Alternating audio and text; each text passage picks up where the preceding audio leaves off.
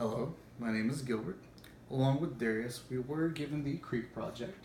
For this project here, we were instructed to go out and take measurements from bank to bank with 6-inch intervals, along with the depth. With that, we were able to calculate the exact area, as well as a flow rate. Here we will explain how we obtained those values and how we calculated those values as well. Here, we did start off with an estimate for that area. Using the left and right hand rule. Here obviously we would use rectangles all the way throughout the graph. Left hand rule using the left x value along with the y coordinate for the height. And on the right hand rule using the rectangles with the right x along with the y coordinate for the height as well. With those two we did obtain an average of 576 inches squared. Moving on, we did have to do a piecewise function for this graph. There were extreme curves and turns. We do have 6 functions here. We did exclude the 2 functions that had that were just y equals x on that. For this one here on the left, you will notice that we obtained the function equation, but we will later on move these to antiderivatives. Here is the actual cross section that we produced with the measurements and the intervals. You can see each one going across there. You do notice that this is a positive in the coordinate of 1. But if you actually did see it, you would see that it's in the 4th quadrant, and it's basically reflected over the x-axis.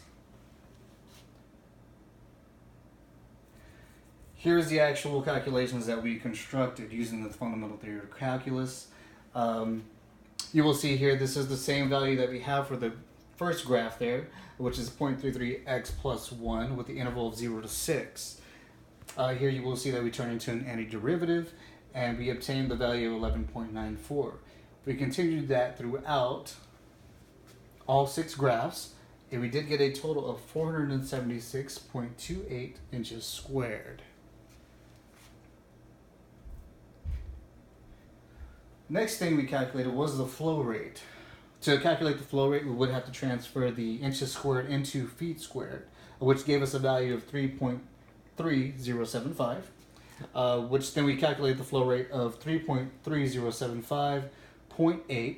The 0.8 actually comes from a constant that was calculated previously for the project, given the floor surface of the creek. So we did use the 0.8 because it's a rough surface. And the 0.58 actually comes from the velocity. We measured out a distance of 25 feet, measured the time it took to cross that 25 feet, and we took the average, which came out to 0.58. And then here you will see the value that we did calculate, which is 1.53468 cubic feet per second of water. Here we did, within the project there, we did have to calculate a few things here. The water flow per hour, day, and week. Here you will notice the values that we did construct. This one here is actually a very exponential number. It's quite amazing. If you notice that one there. And this is a very shallow creek. Yeah. And so we're going to go ahead and move on to this one here.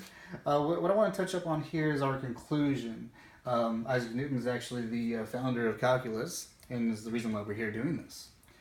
With this here, he does have a famous statement of stating, "If I have seen further than others, it is by standing upon the shoulders of giants."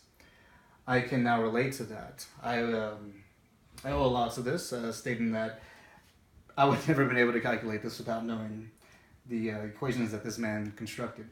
But yeah, that is the conclusion of our project here. I'll go ahead and show one more time here the water flow rate hour per day per week. And once again, this is a very shallow creek, but you can actually see that it has 5,524 cubic feet per hour, and this is a very shallow creek.